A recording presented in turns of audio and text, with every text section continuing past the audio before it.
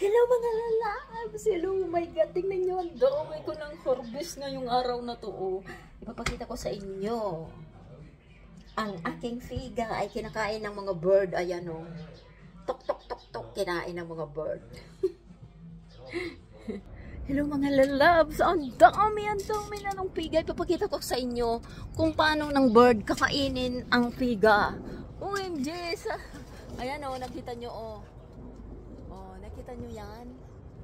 Ayan. Ubos na ng bird. Tapos ito ay sinisimulan na naman ng bird oh. Ayan, nakita nyo? Ganyan yan ang laki-laki. Pinagkakain ng bird, nauubos nila. Ang dami. Hindi ko naman kinukuha na kasi. Ayan oh, nakita nyo oh. Ayan. Ay. Ayan, ito skin na lang. So nakita nyo? OMG. Maubos na ng bird namin ang aming piga. Hindi, madami pa rin na. Yan oh. Ang dami pang mga susunod oh. By November na yan. So, ayan, ang dami ng bunga. Oh my God. Ang dami ko na rin na-harvest ngayon. Andun na sa loob. Ayan, ang daming mga... Yung bird, pinag-uubos na nila. OMG, tingnan nyo guys. OMG, ang tamis-tamis kasi. Grabe ang tamis. OMG.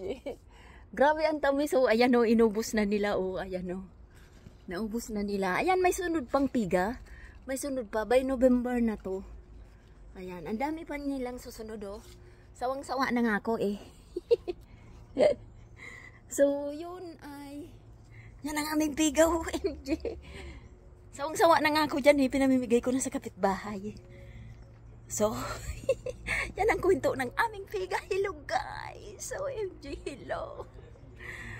So, yan na. Matrabaho si Lola. Kaya nakasombrero na. Ayan. So, ayan ang kwento ng aming piga. Ang dami ko nang nakuha ngayon. So, thanks for watching guys. Yan ang aking garden. Daming figa. Sawang-sawa na ko. Gusto nyo? Bibigyan ko kayo guys. Thanks for watching. Kay Lola nyong makulit. Love you all. Follow me more.